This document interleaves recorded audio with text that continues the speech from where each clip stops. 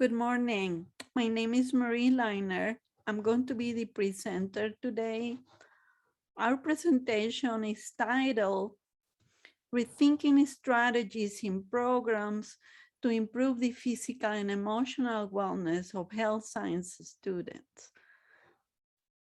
Paulette Orgi, Etel Aguirre, Adrián Gutierrez, and myself, we are in El Paso. Jose Livia is in Peru, Lima.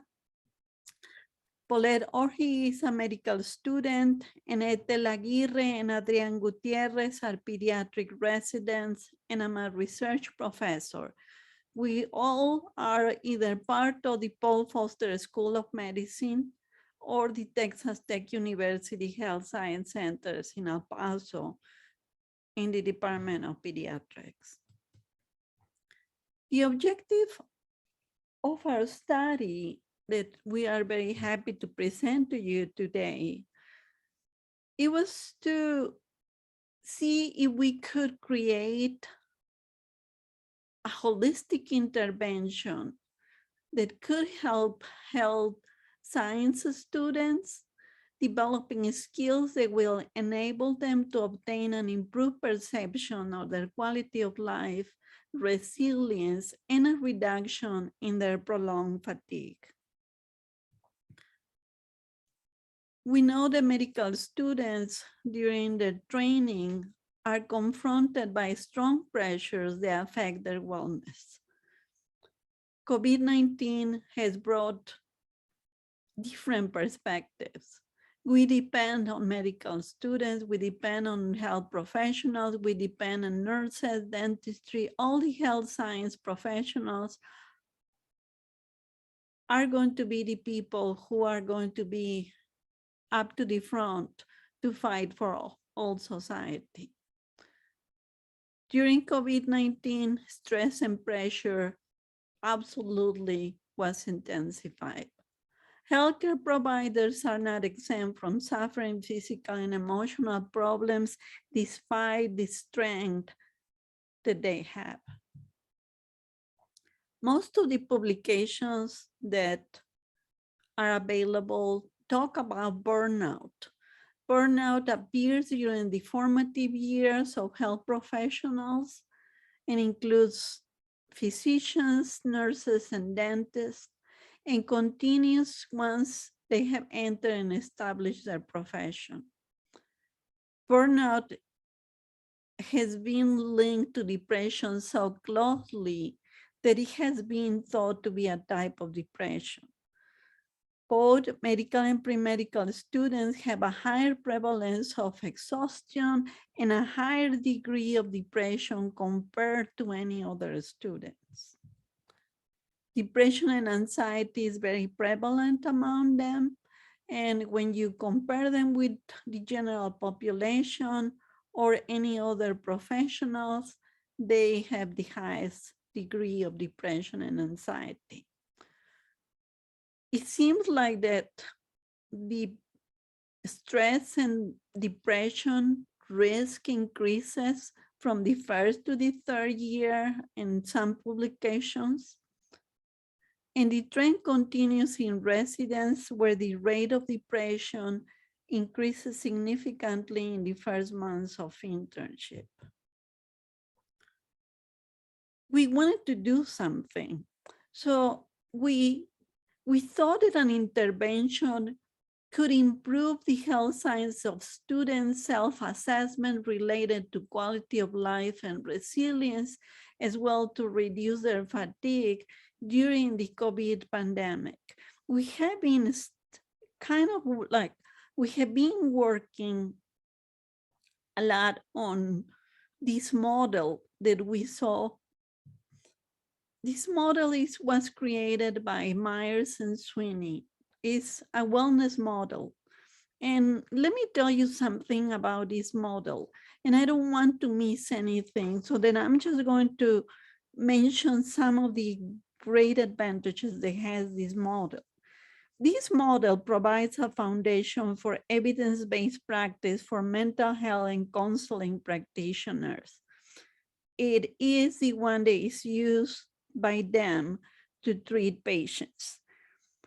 The authors indicated that practitioners can use this model to help clients understand the components of wellness, the interaction between those components, and the manner in which positive change can be created through a focus on strengths as opposed to weakness.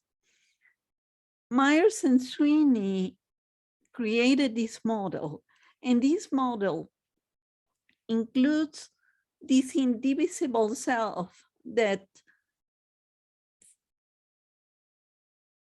considers that we are one part that is physical, one part that is emotional, and one part that is spiritual.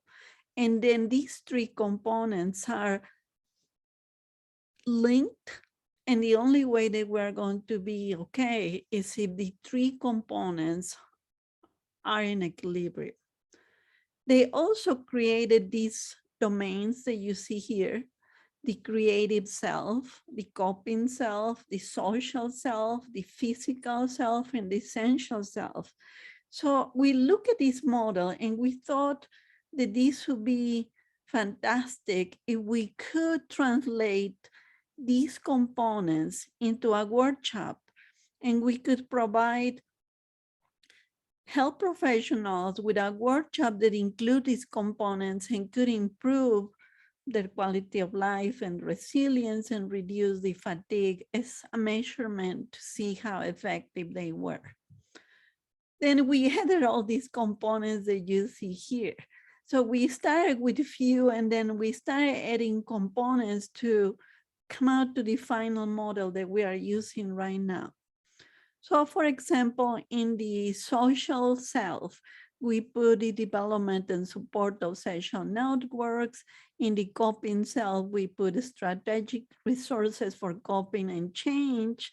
And those themes were distributed in classes that we provide to these professionals. We thought that the base of all these models should be the development of cognitive and emotional skills, and this is how we prepare our workshop.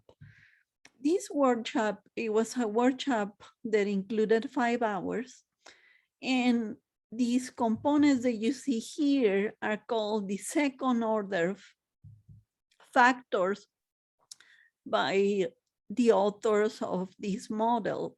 And what we did is we added components in each one of them, like in the essential self component, we added resilience, spirituality, identity, empathy, optimism, happiness, and self-compassion. So then each one of these, as you see, it has a component that we started adding, and we included these components in our workshop that was the 5 hours workshop that you see. In order for us to look if this was effective during the pandemic, we invited Dr. Livia to see if he could organize the presentation of the workshops in Peru. And we also asked the people in the School of Medicine in Mexico, in the other side of the border, if we could do this intervention. The sample included 210 students, 123 were from Peru, and 87 were from Mexico. Their participation was voluntary, and we didn't know who was participating in this study because they responded to these scales anonymously. The study was approved by the Bioethics Committee from the Autonomous University of Ciudad Juárez in Mexico and Federico Villarreal University in Lima, Peru, and in the case of Texas Tech, because the research involved secondary data, it was exempt.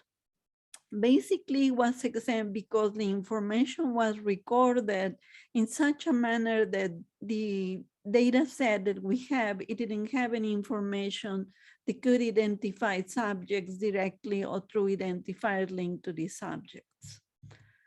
We measure using the quality of life. It's a questionnaire developed by the World Health Organization, and it's a good measure of quality of life and wellness. And it has 4 factors, which include physical health, psychological health, social relations, and environment.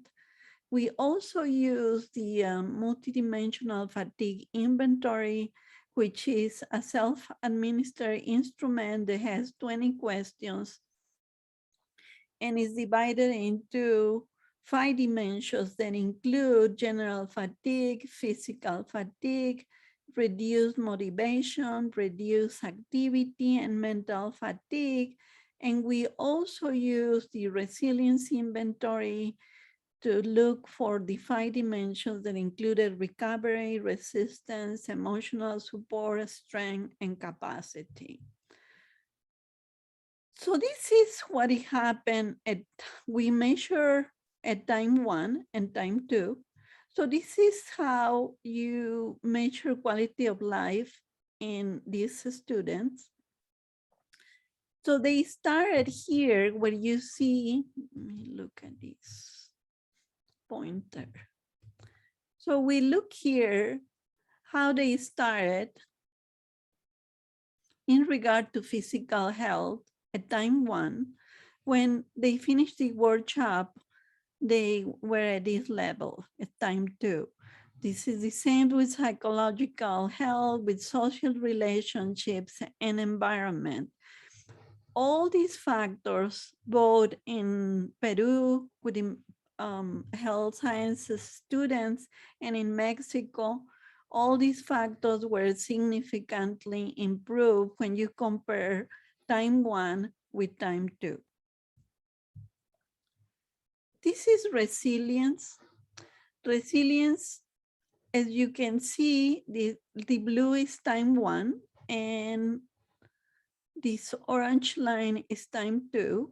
Recovery started at this point and ended at this point. This is resistance, emotional support, strength and planning, and emotional support and planning were significantly different from time 1 to time 2.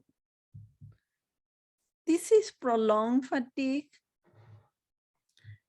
Again, in the case of fatigue, you wanted to have a reduction.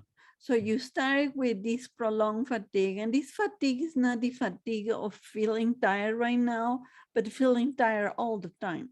So prolonged fatigue starts at this point, and then at the end of the workshop, then they have a reduction.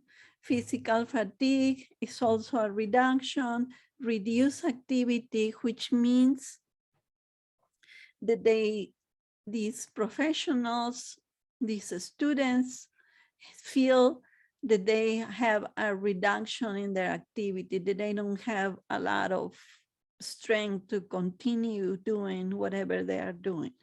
And in reduced motivation is the same thing, and this is mental fatigue. All factors were significantly different when comparing T1 with T2, with the exception of reduced motivation. So everything was significant with the exception of reduced motivation. One of the things that happened with these samples on us attempting to show that this intervention can help professionals is that the samples that we used were convenient samples and were not randomized.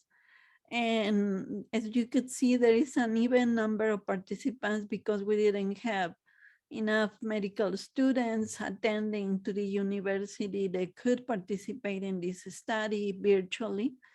And the other thing that is a limitation of this study is that we only included Mexican and Peruvian health sciences students, and the results cannot generalize to other healthcare professionals from different countries. Other thing that is a limitation in this study is that we only mentioned it short term and we didn't follow the students for a long-term benefit. However, despite this limitation, it appears valuable to consider the results that we have obtained with this multimodal active learning strategy. What we use in this workshop is cartoons, comics, virtual surveys, storytelling, practices of mindfulness, breathing exercises, and visualization. And you can see that in 5 hours, we had sometimes, in some of the cases, a significant difference. This holistic approach, based on the model that you saw from Mayers and Sweeney, is an important strategy that we should consider to enhance and promote essential skills in these professionals to improve their self-assessment of quality of life, resilience, and reduction of prolonged fatigue. The critical importance of this skill has long been recognized, and at this time, when the future is so uncertain for all, it's important to consider evidence-based interventions that have shown positive effects in response to these emerging new challenges and realities. This is going to be the 4th study that we have been able to collect information. So hopefully very soon we're going to be able to extend our sample and have a larger number of participants. Thank you.